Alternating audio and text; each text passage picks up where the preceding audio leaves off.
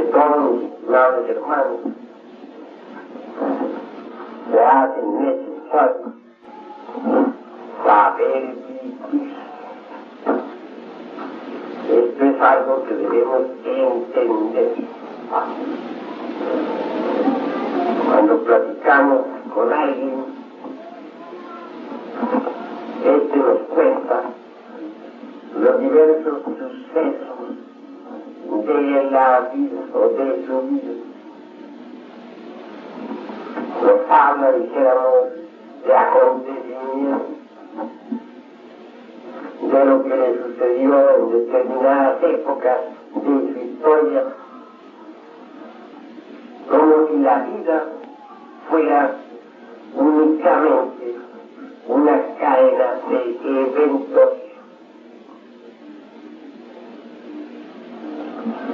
No se dan cuenta las gentes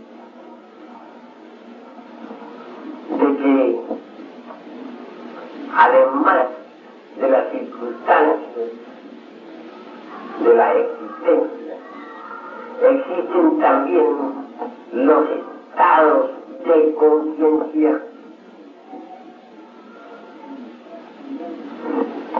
La capacidad para vivir se basa precisamente en la forma como uno acierta a combinar los estados conscientivos con las circunstancias de la existencia.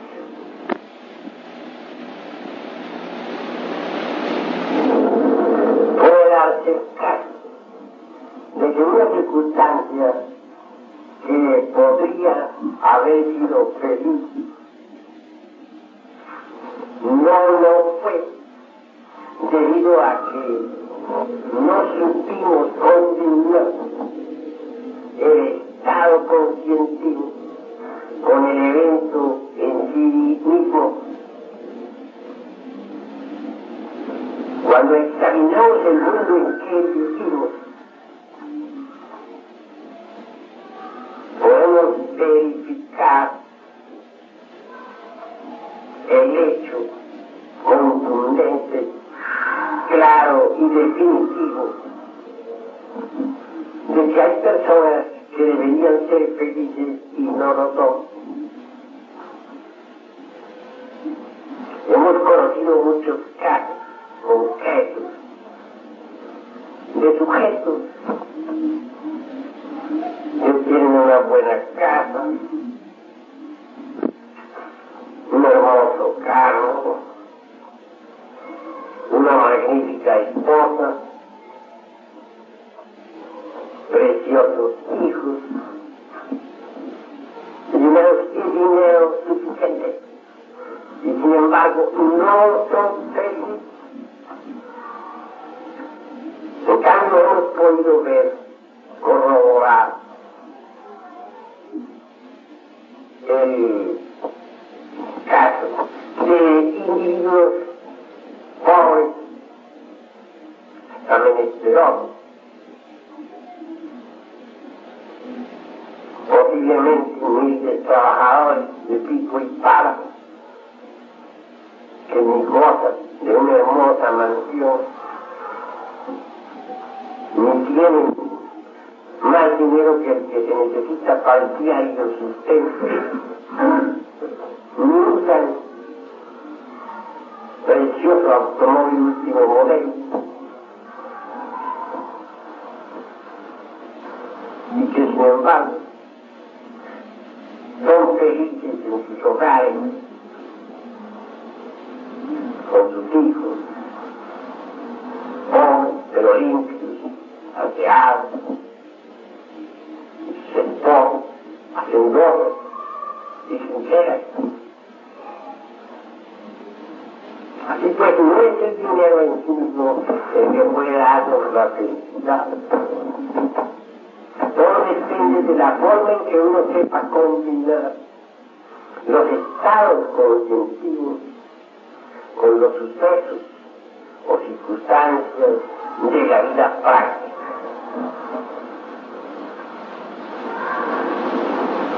Si alguien colocado en magníficas condiciones no está a la altura de las circunstancias, no sabe combinar inteligentemente sus estados conscientivos con el medio en que se desenvuelve y vive, incuestionablemente será un desdichado. Pero otros, que aunque sean circunstancias difíciles, si sabe combinar los hechos de su vida práctica con sus estados de conciencia, logra bienestar, prosperidad, felicidad, etc.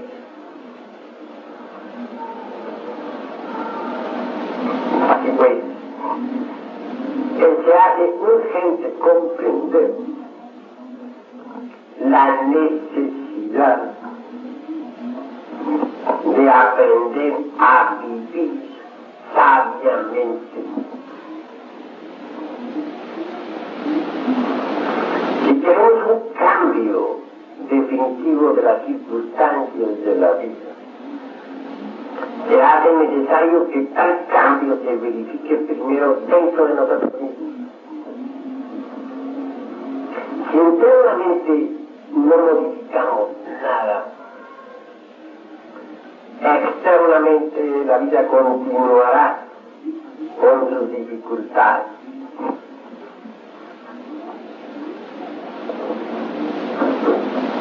Ante todo, es necesario hacernos dueños de sí mismos. Mientras uno no sepa gobernarse de sí mismo, tampoco podrá gobernar las circunstancias difíciles de la existencia.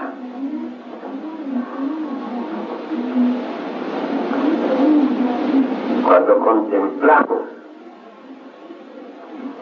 los diversos acontecimientos de la vida, cuando vemos este orden de cosas, podemos evidenciar que las gentes son verdaderas máquinas que no saben vivir. Si alguien les insulta, reacciona, furioso. Si alguien les saluda, sonríen, dichosos. Resulta muy fácil, ¿verdad?, para cualquier perverso jugar con las máquinas humanas. Puede hacérseles pasar de la tristeza a la alegría y viceversa, con solo decirles unas cuantas palabras. Qué fácil resulta, ¿verdad? Basta con que alguien nos insulte para estar reaccionando. Basta que alguien nos dé unas palmaditas en el hombro para sonreír contentos. No sabemos gobernarnos a sí mismos. Otros nos gobiernan. Y eso, de hecho, es lamentable.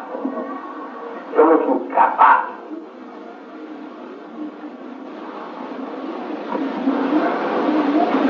Es necesario comprender lo que es la mente y lo que es el sentimiento y el sentimentalismo. Si estudiamos al ser juiciosamente, vemos que la mente no es el ser.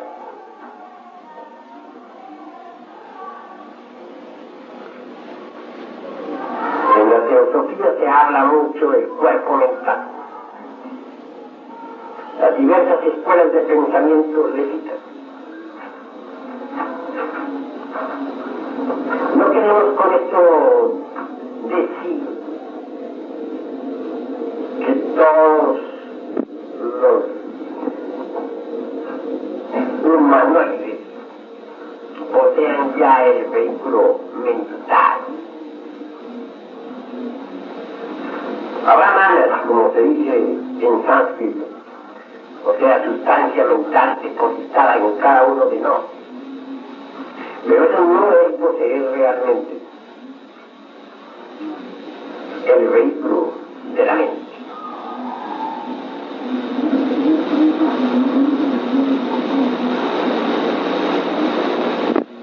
En todo caso, la mente, sea que el ser humano posea ya tal vehículo,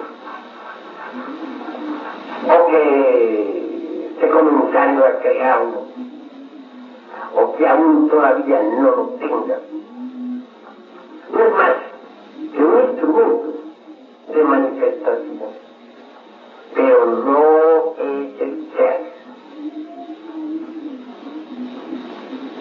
El sentimiento tampoco es el ser.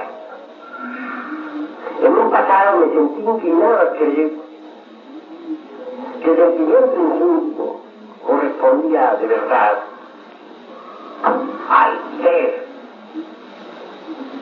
Más tarde, después de severos análisis, me he visto en la necesidad de rectificar tal concepto.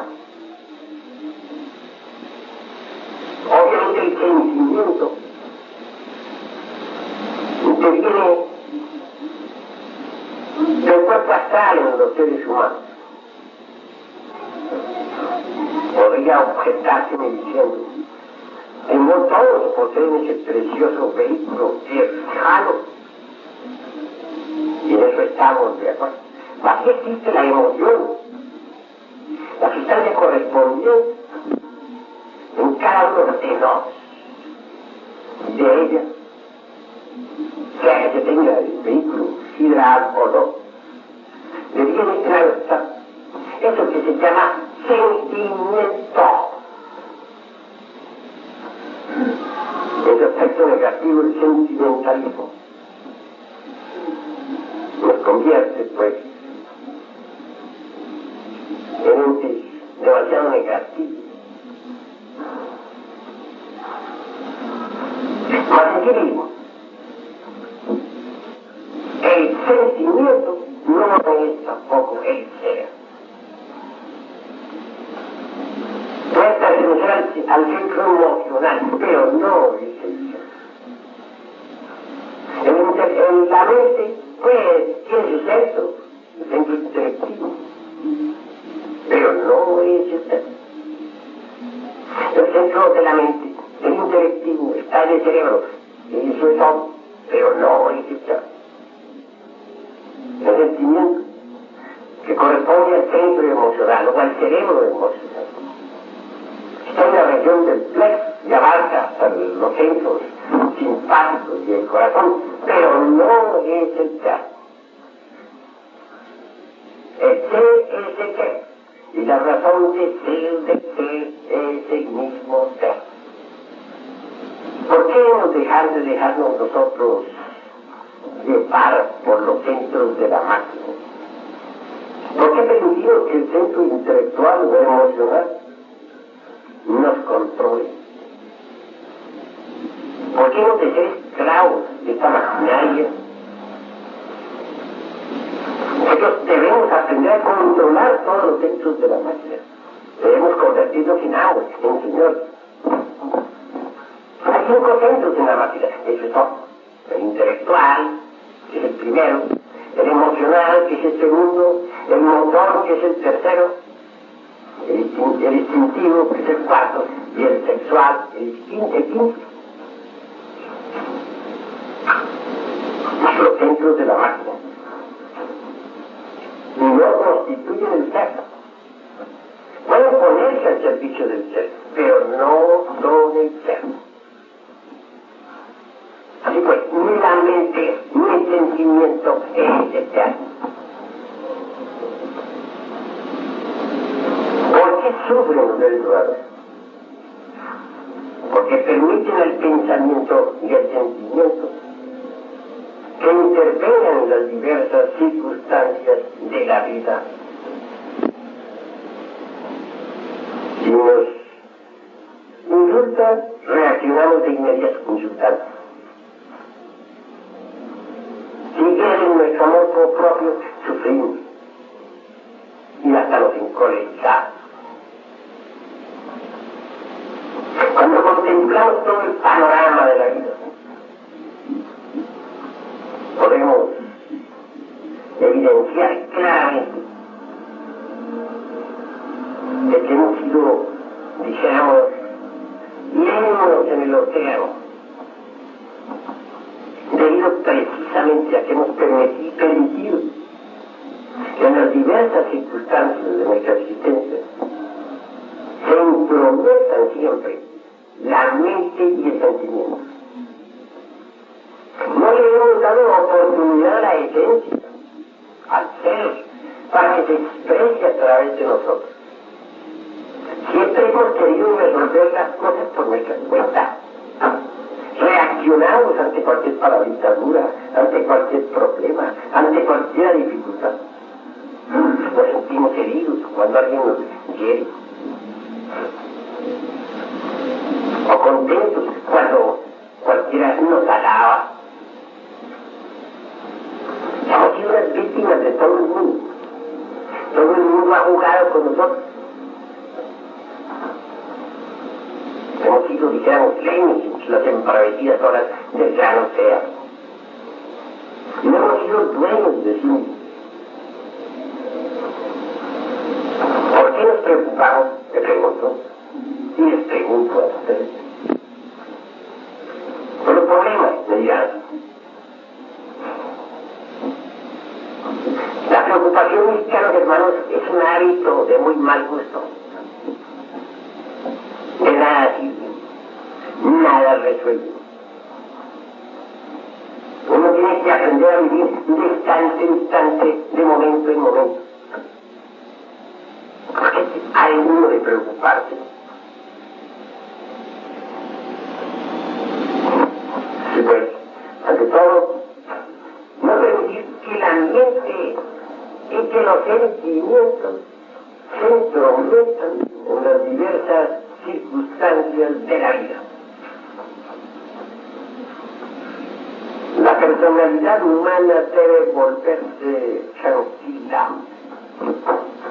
pasiva. Esto implica, de hecho, una tremenda actividad de la conciencia. Esto significa aprender a vivir conscientemente. Esto significa poner los basamentos para el despertar. Todos quisieran ver, oír, tocar y palpar las grandes realidades de los mundos superiores. Mas duermen. ¿Cómo podrían los dormidos convertirse en experimentadores de las grandes realidades? ¿Cómo podrían aquellos que tienen la conciencia en sueños ser investigadores de la vida en las regiones suprasensibles de la naturaleza y del cosmos?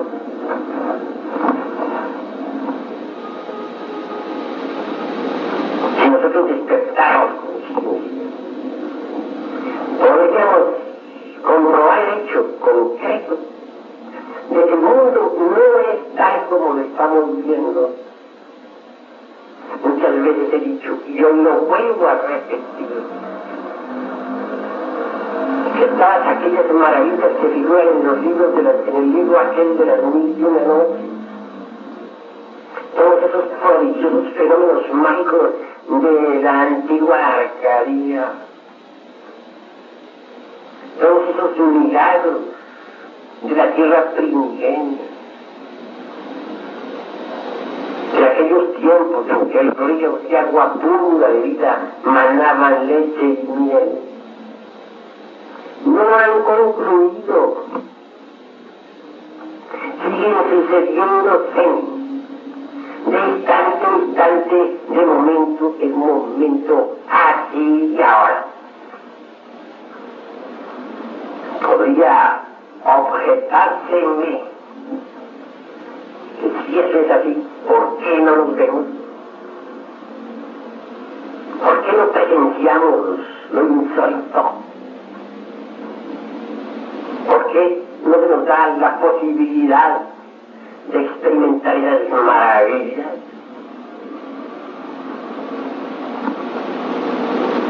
La respuesta es la siguiente. Nadie nos ha prohibido la capacidad de experimentación. Nadie nos impide ver y oír lo que acaece a nuestro alrededor.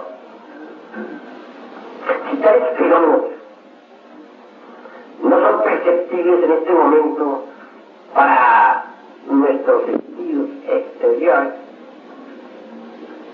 se debe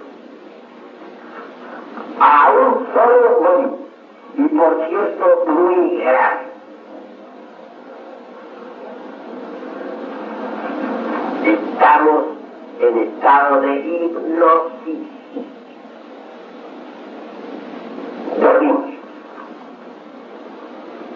Si el sujeto en trance hipnótico es incapaz para la percepción de tales fenómenos.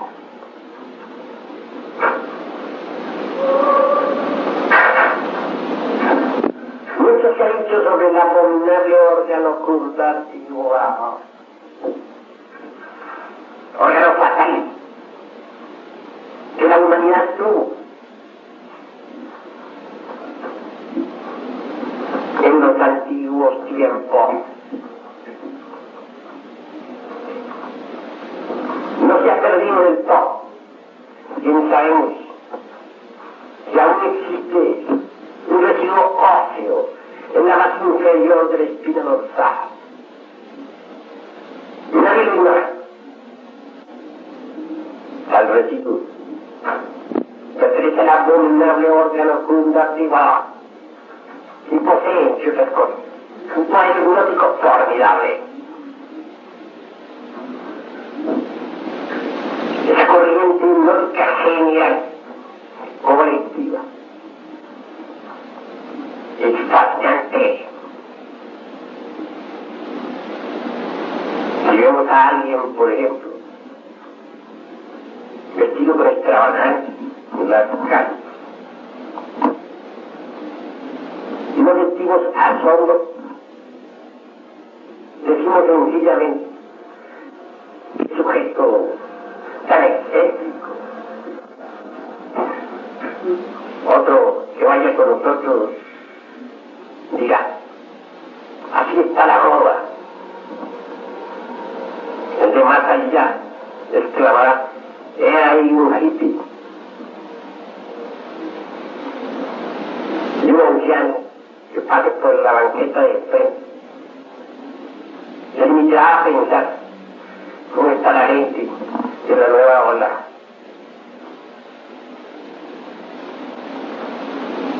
Pero uno y yo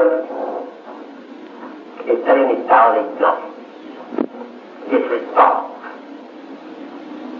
Sometan ustedes a cualquier sujeto a un sueño hipnótico profundo. Díganme luego que está en medio del océano y se despista porque se va a ahogar, y lo verán ustedes desde el cielo. Díganle que es un gran cantante y lo verán ustedes cantando, aunque en realidad de verdad no haga sino dar alaridos. Díganle que se acueste en el suelo y se acostará, se pare de cabeza y se parará, porque está en estado de hipnosis.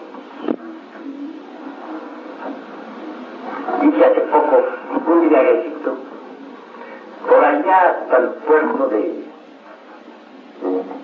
Vallarta. Allí existe, como en Acapulco, un barco para los visitantes. No tuve inconveniencia alguno comprar el pasaje. Yo hubo de llevarnos hasta una playa cercana. El trayecto fue ameno, delicioso. Navegar en el Pacífico resulta agradable.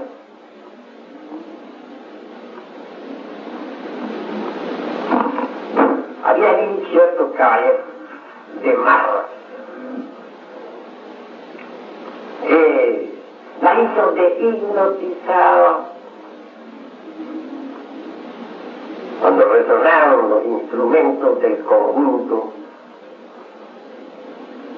dijo a las gentes que bailaran, y bailaron, que se tomaran de las manos, y todos se tomaron de las manos.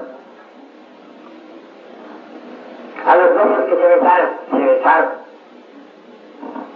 Lo único que le faltó a aquel hombre, el hipnotizador improvisado, fue decirles que se parara de cabeza. Pero todo lo que él ordenaba se hacía. Y era de reírse uno y de admirarse al mismo tiempo. De ver todas las maravillas que hacía el hipnotizador. Cómo jugaba con los pasajeros, cómo los hacía reír, cómo los hacía saltar, cómo los hacía dar vueltas, etcétera, etcétera, etcétera.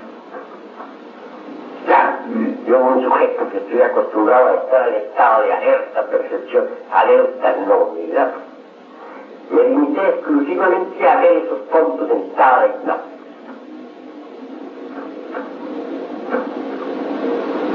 Observen ustedes la propaganda.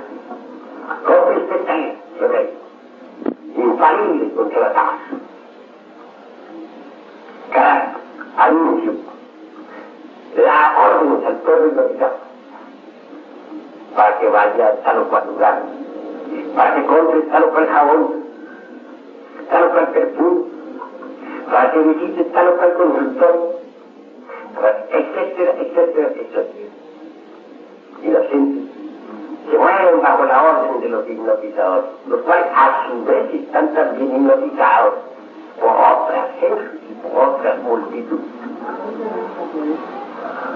O por las mismas, muchos, todos andan en estado de hipnosis, de trance, ¿no? Pero cuesta trabajo que saber quién está en estado de... Cuesta pues, repito, descubrir el estado de hipnosis en que uno se halla.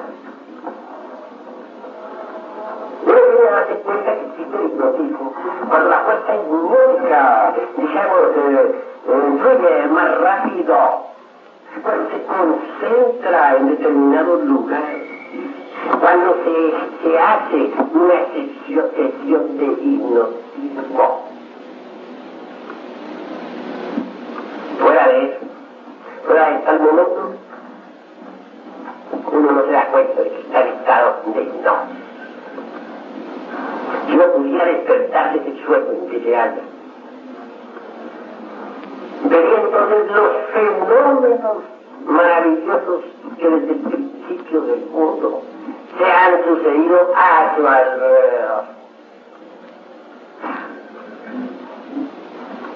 Yo conozco fenómenos tan sencillos que cualquiera puede verlos.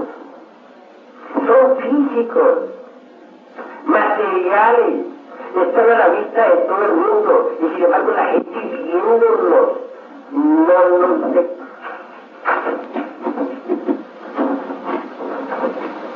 Podrían decir, preguntar ustedes si con justa razón, o podrían exigirme para hablar más claro. Si es así, ¿por qué no nos menciona siquiera uno? Motivos. Uno, que si yo les mencionara a ustedes cualquiera de esos fenómenos, son perceptibles de simple vista, los verían de inmediato. Más, morirían ustedes, porque resulta que todos esos fenómenos corresponden a fuerzas y prodigios, están celosamente vigilados por ciertos elementales muy fuertes. Al sentirse descubiertos, causarían la muerte de los curiosos. Como tengo ganas de crearme un panteón por mi cuenta, me veo en la necesidad de callar. Así puede ser humano. Se hace necesario despertar si es que se quiere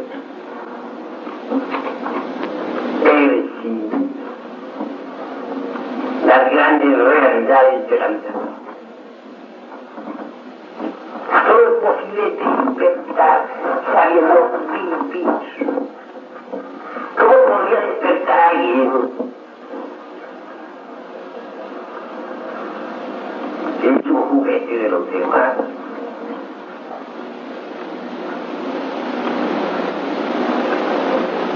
Si yo les invitara a ustedes en este instante, estoy seguro de que ustedes no me tolerarían.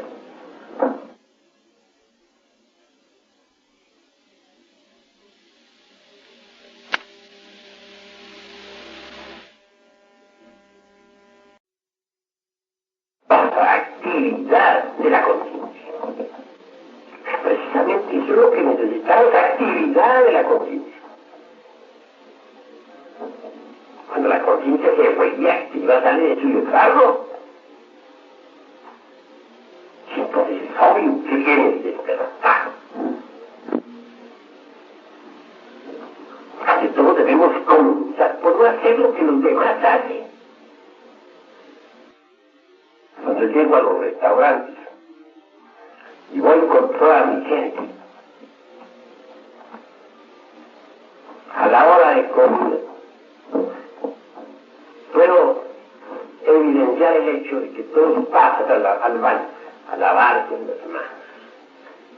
A mí me pueden tratar de cochinos, de sucio, pero yo no paso a lavarme las manos. Cuando se me interroga sobre el motivo, sobre el por qué, respondo, sencillamente porque a mí no me gusta hacer lo que los demás hacen.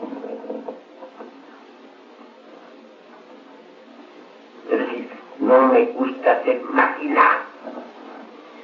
De manera que si los demás se paran en la cabeza, yo también tengo que pararme en la cabeza. Y si los demás andan en cuatro patas, yo tengo que andar en cuatro patas. ¿Por qué? No, hermano. Necesitamos convertirnos en un individuo. Y eso solamente es posible desegoístizando. No permitiendo que la mente y los sentimientos se entrometan en las distintas circunstancias de la existencia. Cuando nosotros comenzamos con este trabajo, cuando aprendemos a volvernos tremendamente pasivos, para darle oportunidad a las grandes actividades de la conciencia, vemos que todo cambia.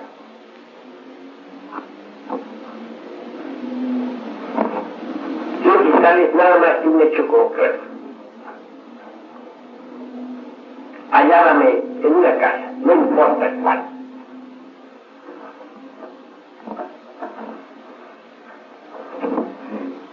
Uno de los niños bien de aquella casa, andando por ahí, por esas calles del mundo, convertido nada menos que en un Don Juan Tenorio. Hizo de las suyas por allá con una muchachita. Conclusión: intervienen los familiares de aquella. Pues claro, se presentan en esa casa los mismos. Buscan al nene de mamá, al niño bien, maravilloso, pero y enamorado. ¿Para vender el jugador? No lo sé. Solamente sé que es un verdadero Don Juan. El padre de la dama viene naturalmente con intenciones de balancear al caballero. Nadie se atrevía a salir, solo yo estoy ahí. Hago acto de presencia. No se me ha dado la oportunidad de mediador, pues la aprovecho.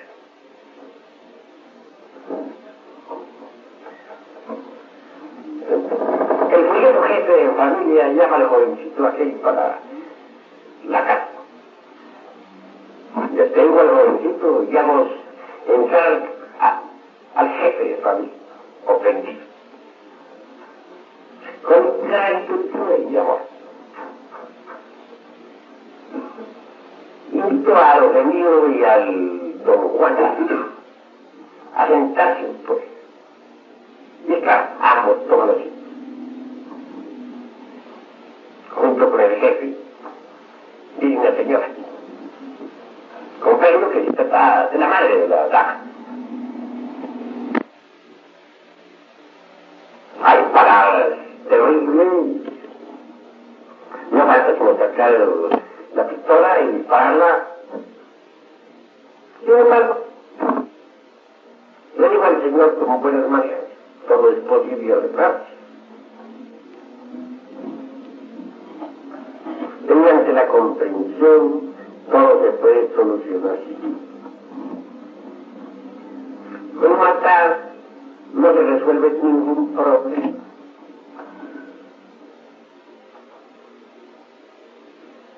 El hombre se siente sorprendido. No pensaba que en aquella mansión hubiera alguien tan sereno y tan tranquilo. Hay conversaciones, intercambio amistoso entre el jefe y el don Juan. Todo se arregla y se marcha el ofendido.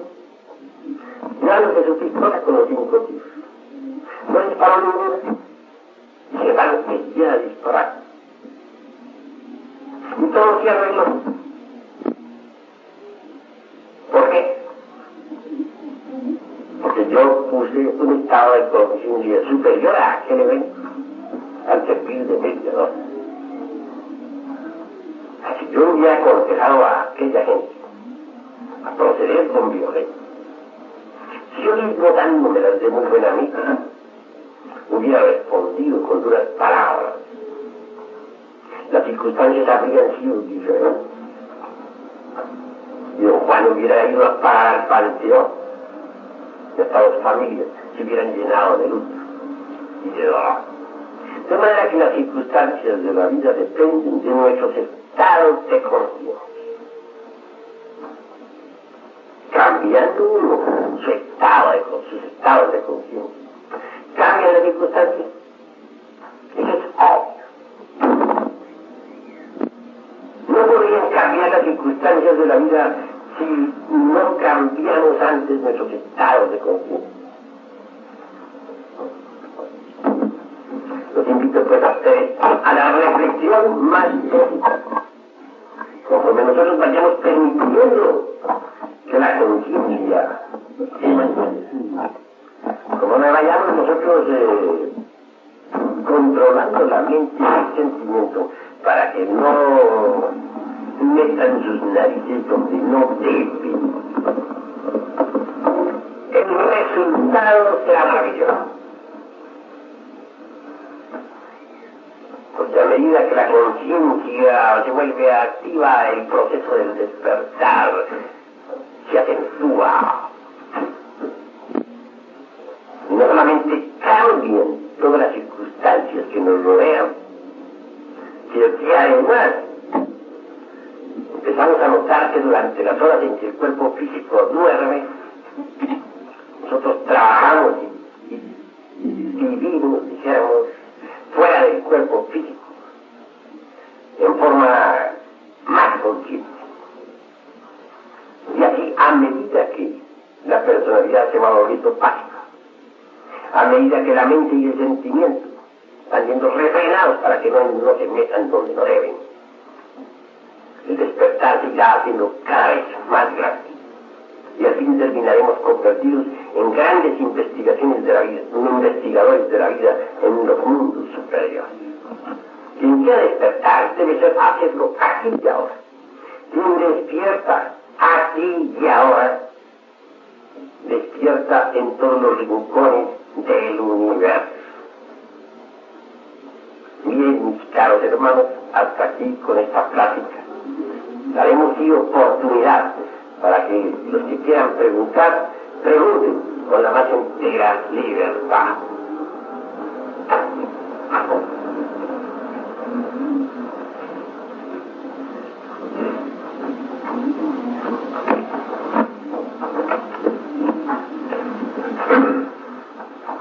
Oye, maestro, usted nos acaba de decir que no todos tienen el cuerpo astral. Mi pregunta va a consistir en saber, desde luego que por su respuesta creo que se viene aclarada, de que una persona que sueña, y yo supongo que todo el mundo sueña, está en su lecho dormido y sin embargo sueña que está en otro lugar. Ahí veo una proyección de cuerpo astral o una proyección de la conciencia o una proyección del pensamiento. Con el mayor gusto vamos a dar respuesta a nuestro hermano Raco. Ciertamente, el cuerpo astral o cuerpo quetzano es un lujo que no todos los seres humanos se pueden dar. Nadie nace con cuerpo astral, excepto aquellos que en vidas anteriores lo crearon. Cuando uno se ha dado el lujo de crear ese cuerpo, puede trabajar y vivir con tal vehículo en los mundos superiores, de forma natural, tan natural como vivimos aquí con cuerpo físico. Mas como todos no han creado todavía ese maravilloso instrumento de la existencia, es claro, cuando vive ya fuera del cuerpo físico, sea porque se hayan escapado a través de la muerte o durante las horas del sueño, actúan en el ego. Quiere decir que la esencia, el material anímico, dijéramos, el factor directriz de todos los procesos psicológicos que llevamos en nuestro interior, está embotellada en el ego, en el yo, el mí mismo, el sí mismo. Y cuando llega la hora del sueño normal, común y corriente, el ego, el yo psicológico, dentro del cual se enfrasca la esencia, abandona al cuerpo físico, para que el vehículo vital pueda reparar al cuerpo tenso, porque si el vehículo vital no repara el cuerpo denso muere. Y para que el vehículo vital pueda reparar el cuerpo físico, se hace necesario que el ego, dentro del cual está enfrascada la esencia, abandone el cuerpo físico. Entonces el ego viaja por distintos lugares del mundo. Y claro, como quiera que lleva la conciencia dormida, sueña. Y los sueños son transmitidos a través del cordón plateado. Y entonces llegan al cerebro físico. Pero ese ego, dijéramos, se mueve fuera de la forma de Dios. Eso es todo. ¿Hay alguna otra pregunta, hermano?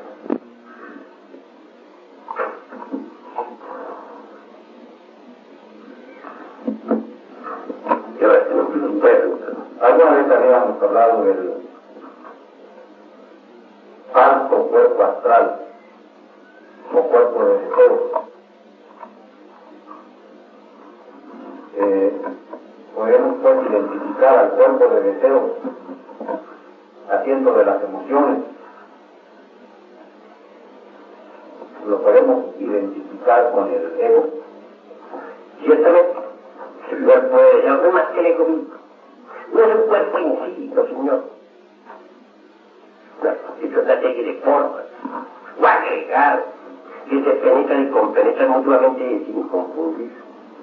Que a ese yo, a ese ego, le llame algunos cuerpos de deseos, allá él. Tampoco se le puede llamar cuerpo en sí mismo. Mas, si alguien quiere llamarle, que se le llame. Sin embargo, no sería correcto, puesto que el ego no tiene individualidad alguna. No es un organismo, es tan solo una suma de agregados. Muchas veces de forma convencional decimos fulano de tal salió en cuerpo astral. Ya sabemos que ese fulano no tiene todo el cuerpo astral, porque salió fue del ego, dentro del cual está la esencia, la conciencia.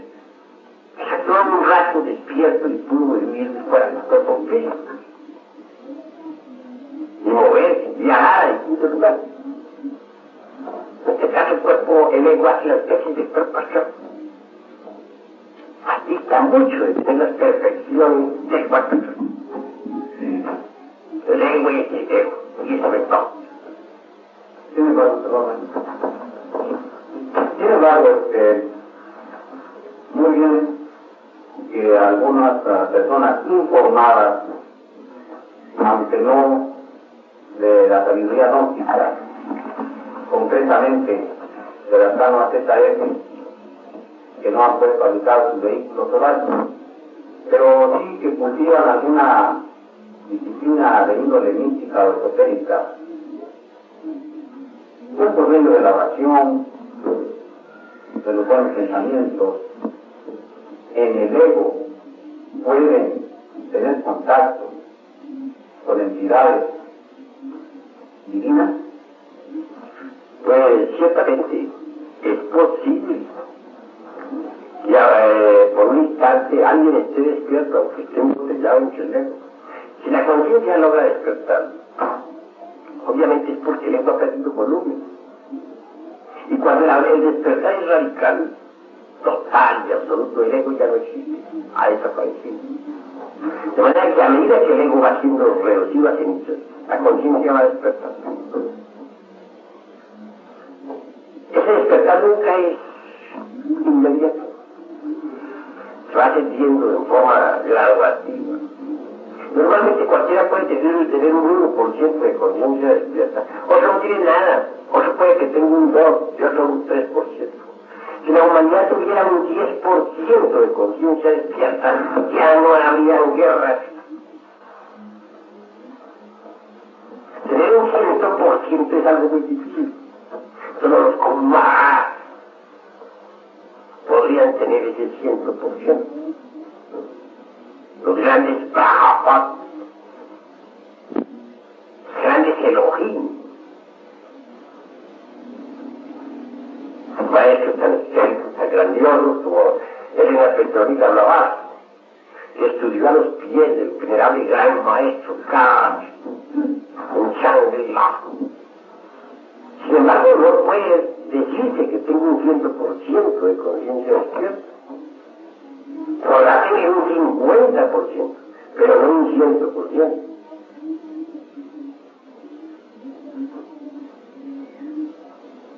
Comprense y Bourdieu son hombres que lograron cierto porcentaje de conciencia, pero decir que llegaron al 100% es difícil. Si un Bourdieu tuvo un 60, un 70 es bastante, pero el 100% solamente lo tienen maestros como Cache, como Moria, como Jesús de Nazaret, como Garión, si mentira se llamara Pablo de Tarso. Maestro inmortal que conserva un cuerpo físico perfecto, eso es perfecto. Pero los adeptos que no han alcanzado a esas alturas todavía, que no han podido aún ingresar dijéramos, la parte más selecta de la humanidad divina, que no han alcanzado la resurrección, todavía no gozan de ese porcentaje tan absoluto del 100%.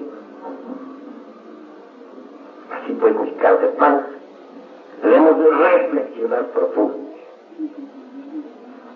Alguien podría empezar con mejorar su porcentaje de conciencia, tener el 5 o el 10%. En todo caso, conforme el ego se vaya disolviendo, el porcentaje de conciencia se irá aumentando. Y a medida que el porcentaje de conciencia va aumentando, la capacidad para investigar en los mundos superiores se va haciendo cada vez más grande. También puede lograrse mediante la meditación interior profunda de la esencia, el material psíquico, que se botella, aunque sea momentáneamente del ego, para experimentar eso que es lo real, eso que no es del tiempo.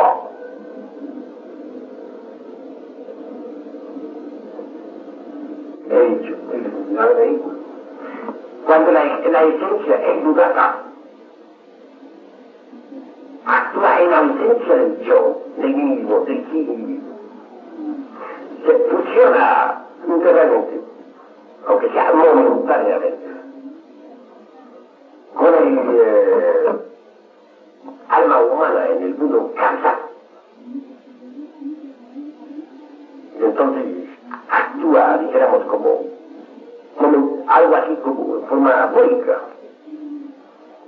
Puede sentir en sí misma, vivenciar en sí misma un elemento que transforma radicalmente.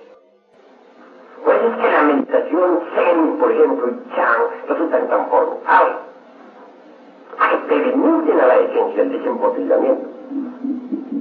Si alguien ha experimentado en sí mismo alguna vez el vacío iluminado, pues es diferente a los demás gente. Si ha sentido en sí mismo alguna vez ese elemento que transforma, indudablemente se ha sentido, mejor dicho, ha pasado por una experiencia grandiosa que lo refuerza en las profundidades más íntimas,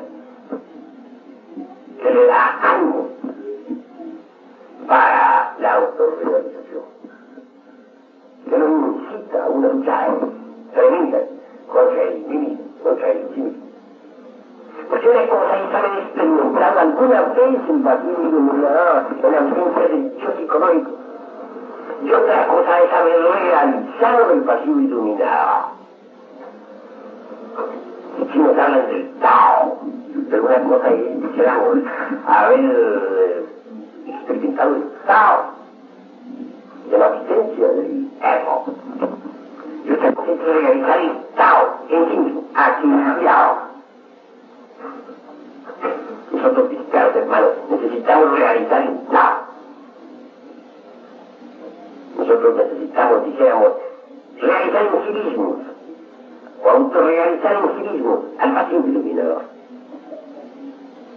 Eso solamente es posible, mis caros hermanos, trabajando intensamente, sabiendo vivir en la vida práctica, no permitiendo que la mente y los sentimientos intervengan en las circunstancias, en las diversas circunstancias de la vida, dándole oportunidad siempre a la conciencia para que sea ella la que actúe y no nosotros.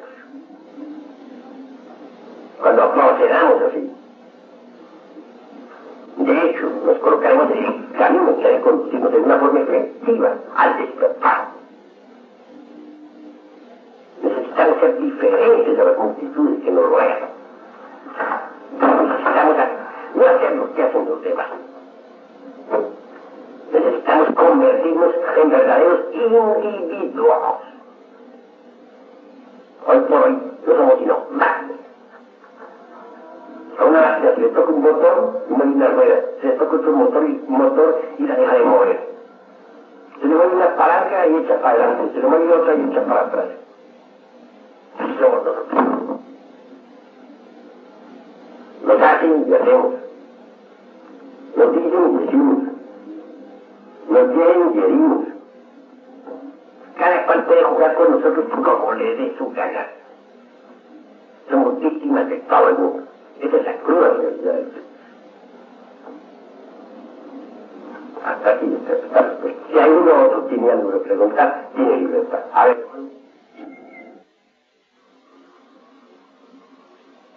¿Tiene otra pregunta, mi hermano? ¿Han entendido ustedes bien lo que es el Mercurio? Vamos a hacer algunas preguntas. ¿Con qué elemento va a formar nuestro hermano Fiti los cuerpos existenciales y superiores del ser? Pues con el mercurio metálico, con la suprema,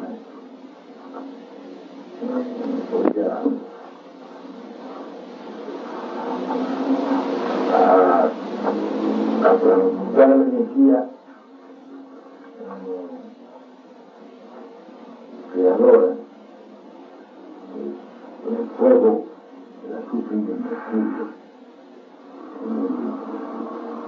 el trabajo en la forja de los hijos, modo de ser.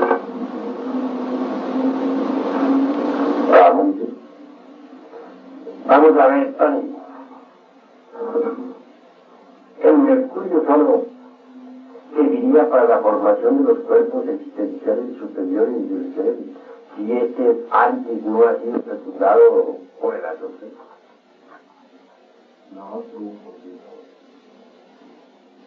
Se necesita entonces que se necesita la presencia del azúcar y la carne. se necesita que el mercurio sea fecundado por el azúcar, es decir, por el pan.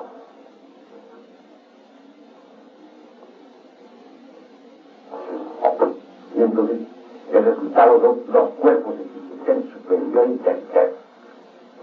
Y cuando decimos que el mercurio, dentro del mercurio debe formarse el oro, ¿cómo se debe entender eso, hermano Lavín? ¿Cómo entenderías el misterio de San Cristóbal? Bueno, que realmente cuando dentro del mercurio se forma el oro, es que se va a formar al Cristo íntimo, al ángel. Entonces, el niño, pues, tiene que desarrollarse, ¿verdad? Es un proceso muy hermoso, muy bello, la gente, ya el niño Dios tiene que desarrollarse. Así lo entiendo. En otro término, debe comprenderse que los cuerpos deben hacerse de oro puro, porque los cuerpos de oro puro no se los, si no son de oro, la serpiente no se los trae. Condición indispensable para que la serpiente pueda tragarse cualquier cuerpo que sea de oro. Solo así se los traga. Ella no come basura, ella no come nada indigno. No se tragaría la serpiente por dentro del cuerpo hasta si todavía en ese cuerpo existen elementos inhumanos. Pero cuando ya no queda ningún elemento inhumano en el cuerpo astral, cuando este se ha vuelto tan cristalino y transparente como el vidrio puro, entonces la serpiente se lo traga. Para que se lo trague ese cuerpo tiene que haberse vuelto oro espíritu, ser de oro metálico divino. Pero la serpiente se lo traga. No se podría tragar jamás la serpiente ni se comentar que no fuera de oro. Ustedes saben lo que es hacer una mente vigorosa, lo que eso significa. Ustedes que han lidiado tanto con la mente, que saben todas las porquerías que tiene la mente, porque ninguno de ustedes la ignora. Ustedes saben lo que es llegar a tener una mente de oro. No podría jamás uno llegar a tener una mente de oro si existe siquiera un átomo sucio en esa mente. Una vez que la serpiente se lo traga. A ver, hermano. Bueno, yo quería preguntarle si el hecho de fabricar un cuerpo no quiere decir que sea de oro. Después de haber fabricado un cuerpo hay que convertirlo en un cuerpo de oro, ¿verdad? Eso es obvio. Uno con el mercurio crea la sal. ¿Eso no quiere decir que la sal ya sea de oro? Aquí dentro de este registro, mi hermano ya tiene un cuerpo de sal. Pero, ¿qué? No es de oro. Aquí dentro de este registro hay ciertos hermanos que ya tienen el mental formado y lo fabricaron. Pero no es de oro. De manera que el hecho de fabricar un cuerpo no quiere decir que ya sea de oro. Volvemos de oro, perfeccionarlo. Cuando un cuerpo se perfecciona completamente, queda de oro. ¿Y qué es lo que significa perfeccionar un cuerpo? Hacerlo de oro. Eliminar de él todo elemento subjetivo. Cuando ha quedado totalmente, cuando no queda ya ningún elemento subjetivo en un cuerpo, este es de oro. Y cuando ya es de oro, la serpiente se lo traga. Ella no come basura, ella no come nada sucio, nada indigno. ¿Van viendo ustedes cómo es que se trae al divino macho hembra a la existencia. Él emanó de lo puro, es el absoluto, la luz negativa, la existencia negativa. El divino espacio abstracto, incondicionado y eterno. Y exige para venir aquí cuerpos de oro. Por eso es que el oro se usó siempre en los antiguos templos del templo. El templo interior que nosotros debemos hacer es el de oro. El oro es tan sagrado. En el oro está el poder. Pero hacer un cuerpo no significa que sea de oro. Hay que volverlo de oro. En ese trabajo de volver un cuerpo de oro hay que pasar por 4 etapas de vida. La primera está representada por el fuego negro de la alquimia. Es la putrefacción, la muerte de los elementos inhumanos. La segunda está representada por la blancura de la pureza. Cuando los elementos humanos de un cuerpo han sido destruidos, era blanco, pero todavía no está completo. Después tiene que volverse amarillo y tener ese cuerpo las únicas de los grandes misterios. Por último, cuando ya es tragado por la serpiente, tiene derecho a usar la púrpura de oro.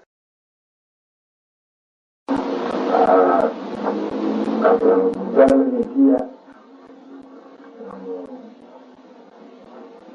creadora, el fuego de la sufren del espíritu, el trabajo de la torre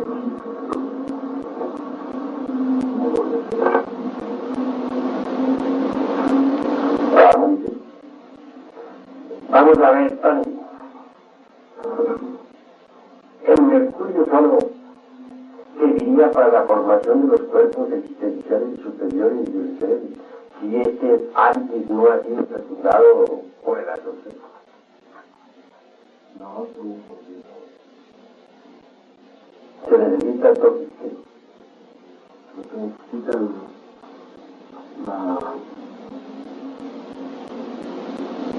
la presencia del azufre y el establecimiento. se necesita que el mercurio sea fecundado por el azufre y por el agua.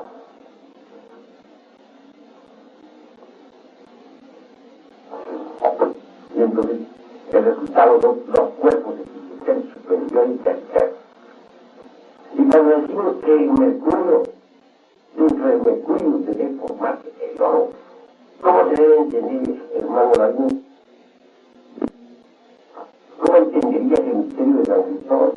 Bueno, que realmente cuando el mercurio se forma el oro, es que se va a formar al Cristo íntimo, al ángel.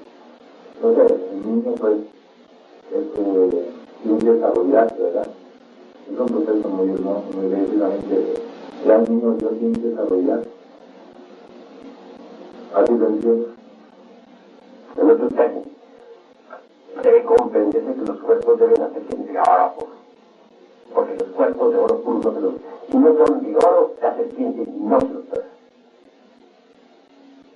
Condición indispensable para que la serpiente pueda tragarse cualquier cuerpo que sea de oro. Solo así se lo traga. Ella no come basura, ella no come nada indigno. No se tragaría la serpiente por dentro del cuerpo hasta si todavía en ese cuerpo existen elementos inhumanos. Pero cuando ya no queda ningún elemento inhumano en el cuerpo astral, cuando este se ha vuelto tan cristalino y transparente como el vidrio puro,